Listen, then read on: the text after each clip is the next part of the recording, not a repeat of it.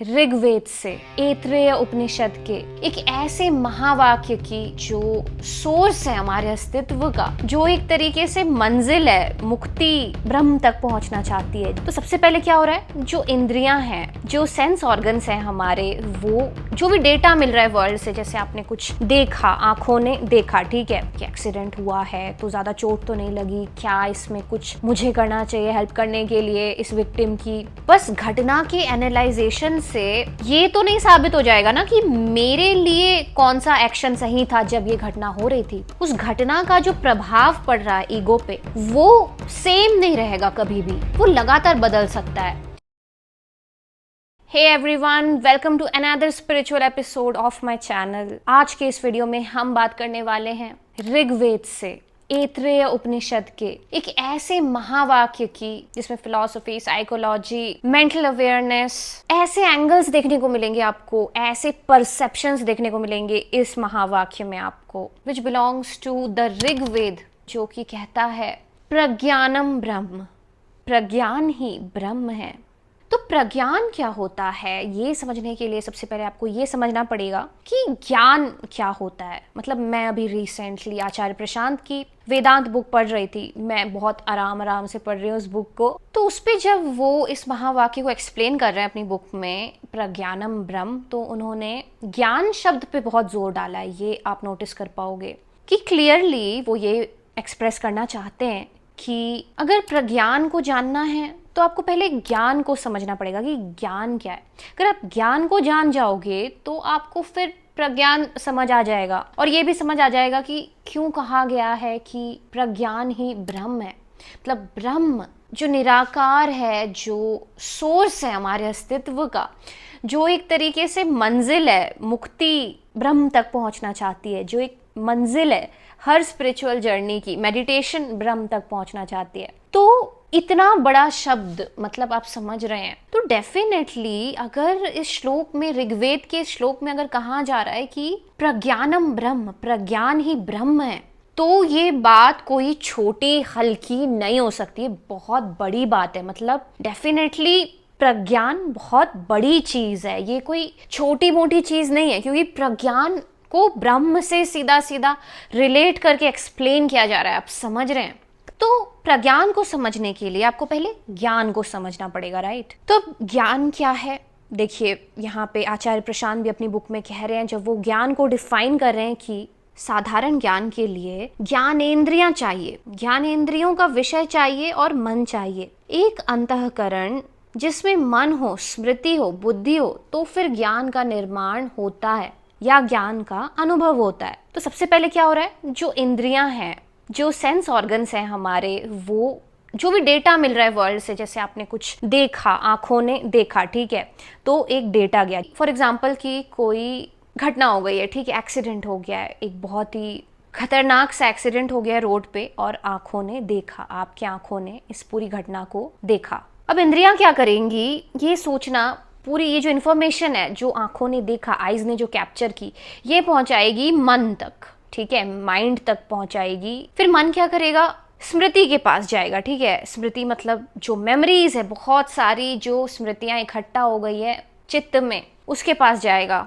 तो बुद्धि क्या करेगी फिर यहाँ पे, बुद्धि बिल्कुल तर्क लगाएगी कि अच्छा ठीक है, एक्सीडेंट हुआ है तो ज्यादा चोट तो नहीं लगी, क्या इसमें कुछ मुझे करना चाहिए हेल्प करने के लिए इस विक्टिम की।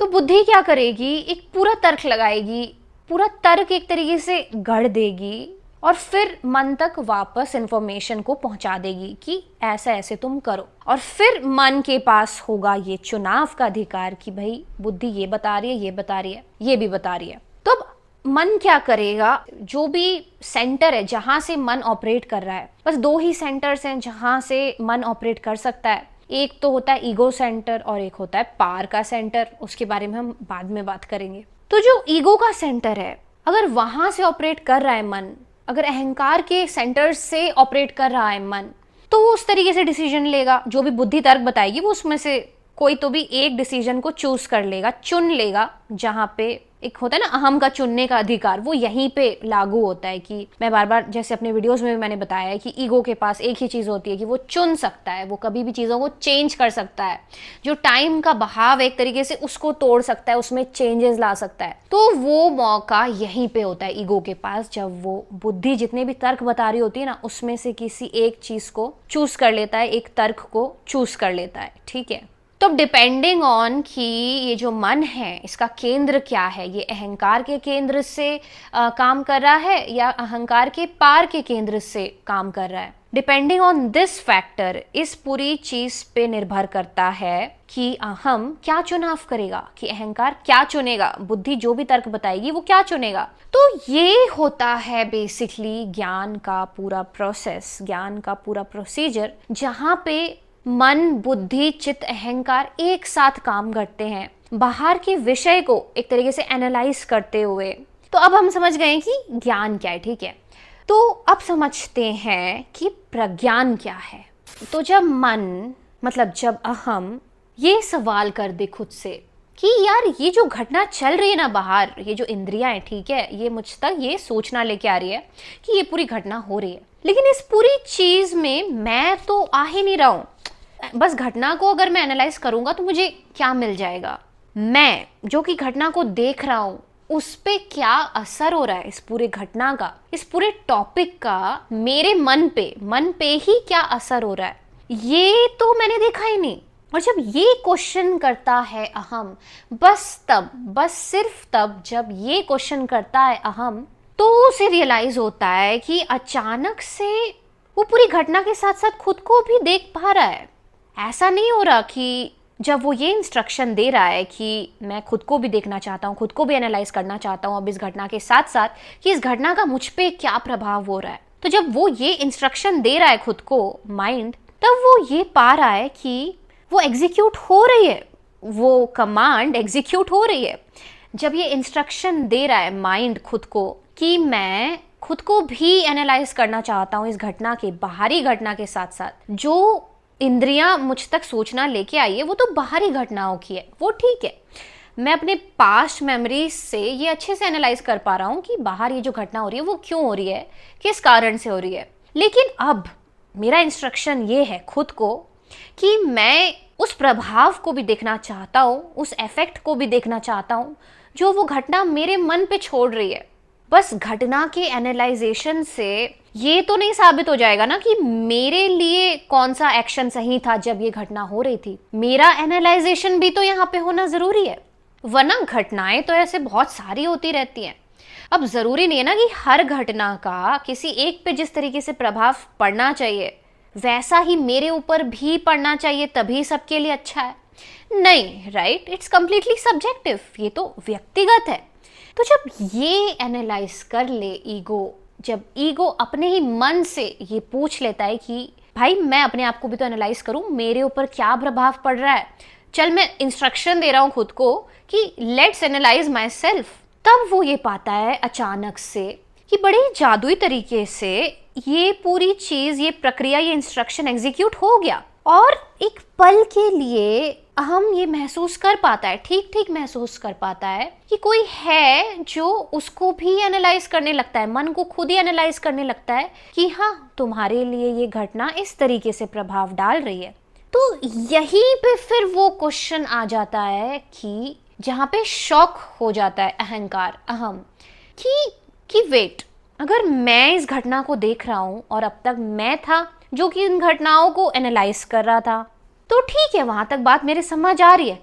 लेकिन जब मुझको ही एनालाइज करने की बारी आ रही है, मुझे को देखने की बारी आ रही है, तब कौन एनालाइज कर रहा है? कोई तो एनालाइज कर रहा है ना। और ऐसा हो ही नहीं सकता कि मैं खुद को ही एनालाइज करूं, क्योंकि कोई भी मशीन जो कि फिजिकल चीज़ों से मिलके बनी हुई है वो खुद को ही एनालाइज नहीं कर सकती।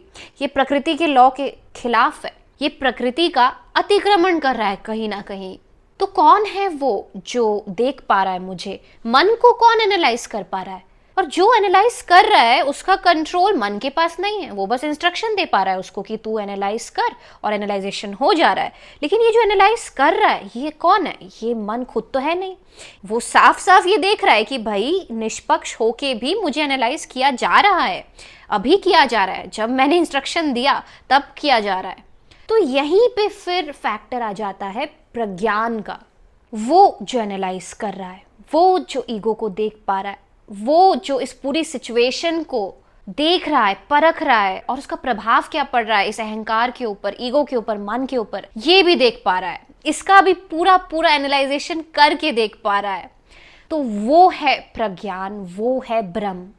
और ये इसीलिए इतनी बड़ी बात है, ये इसीलिए इतनी बहुमूल्य, इतनी प्रीशियस बात है, क्योंकि अगर आपको याद होगा मैंने आपको बताया था कि कहीं ना कहीं ये संसार प्रक्षेपण है, प्रोजेक्शन है अहम का, ईगो का, मन का, माइंड का। अगर आपको नहीं पता है इस टॉपिक के बारे में तो आप मेरे ये वाले वीडियो को जाके ज़रूर चेकआउट कर सकते हैं, जिसमें मैंने बताई है ये चीज़ कि फिर अगर इस प्रोजेक्शन में कुछ बदलाव करने हो, इस टाइम में, समय के बहाव में कुछ बदलाव करने हो, तो आपको प्रोजेक्टर में बदलाव करना पड़ेगा। और प्रोजेक्टर में बदलाव कर पाने का पहला स्टेप ही वही है कि आप प्रोजेक्टर को जाने। मन जो कि प्रक्षेपित कर रहा है इस संसार को, उस पे घटनाओं का, रियल टाइम घटनाओं का उस पे क्या प्रभाव पड़ रहा है, ये देखना बहुत ज़रूरी है। और ये जो प्रभाव देख पाना है, इसी को कहते हैं प्रज्ञान। प्रज्ञान एक रियल टाइम घटना है, ये कोई ऐसी चीज़ नहीं है जिसको आप डॉक्यूमेंट करके किसी बुक में पब्लिश कर दे, जैसे कि ज्ञान को किया जा सकता है। ज्ञान अगर किसी भी तरीके का है, जैसे कि फॉर एग्जाम्पल कि ज्योग्राफी कैसी है इंडिया की, कहाँ पे कौन से जानवर पाए जाते हैं, कहाँ पे कौन से कल्चर को फॉलो किया जाता है, ये एक ज्ञान हो गया, राइट? तो इसको आप डॉक्यूमेंट कर सकते हो, एक बुक में आप लिख सकते हो, लेकिन प्रज्ञान को आप डॉक्यूमेंट नहीं कर सकते। तो ये एक बहुत बड़ा डिफरेंस है जिससे आप पकड़ सकते हो कि क्या ज्ञान है और क्या प्रज्ञान है, ठीक है? प्रज्ञान हमेशा एक रियल टाइम घटना होगी, एक तात्कालिक घटना होगी जो अभी ठीक हो रही है, और जिसका प्रेडिक्शन नहीं किया जा सकता कि प्रज्ञान में जो रिजल्ट आएगा एनालाइजेशन का वो क्या आएगा, तो उसको आप प्रेडिक्ट नहीं कर सकते। डॉक्यूमेंट करना तो दूर की बात है। तो क्लियरली ये जो प्रभाव है ये एक रियल टाइम घटना है जो चेंज हो सकता है लगातार, एक कंटिन्यूटी है उसमें चेंज होने की, एक निरंतरता है उसमें चेंज होने की, तो इसीलिए इसको डॉक्यूमेंट नहीं किया जा सकता। और क्या आएगा एनालाइजेशन का रिजल्ट, ये कंप्लीटली ईगो पे निर्भर नहीं करता, ये पूरे संयोगों पे निर्भर करता है कि कब क्या संयोग हो, कब कैसा प्रभाव पड़े, उस पे निर्भर करता है। हो सकता है कि जब वो एक्सीडेंट हो रहा था तो गर्मी का मौसम हो, तो ईगो ऑलरेडी चिड़चिड़ा था, तो जब उसने वो एक्सीडेंट होता हुआ देखा तो वो बहुत ही भड़क गया। और ये भी हो सकता है कि जब वो एक्सीडेंट हुआ तब स्नोफॉल हो रहा हो, तो वो कम चिड़चिड़ा है क्योंकि वो ऑलरेडी कंपोज था, तो उसने एक मैच्योर तरीके से उस पूरी घटना को एनालाइज किया। तो बेसिकली जो प्रज्ञान है वो क्या रिजल्ट देगा, क्योंकि प्रज्ञान ही एक तरीके से आत्म अवलोकन की प्रोसेस हो गई ना, तो कोई नहीं बता सकता कि आत्म अवलोकन का, प्रज्ञान का जो रिजल्ट आएगा वो क्या आएगा।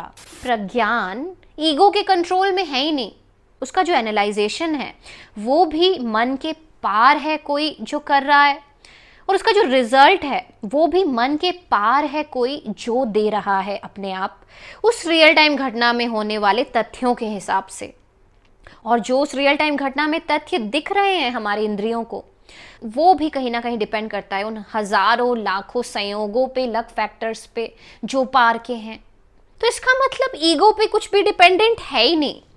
तो यही जान लेना है, प्रज्ञान को जान लेना, ब्रह्म को जान लेना, जो उपनिषद यहाँ पे कह रहे हैं कि प्रज्ञानम ब्रह्म, मतलब किसी भी घटना में, किसी भी तात्कालिक होने वाली घटना में ब्रह्म को देख लेना, प्रज्ञान को देख लेना, उस छुपे हुए ब्रह्म तत्व को देख लेना जो कहीं ना कहीं उस प्रोजेक्टर को बदल सकती थी। यही है प्रज्ञानम ब्रह्म।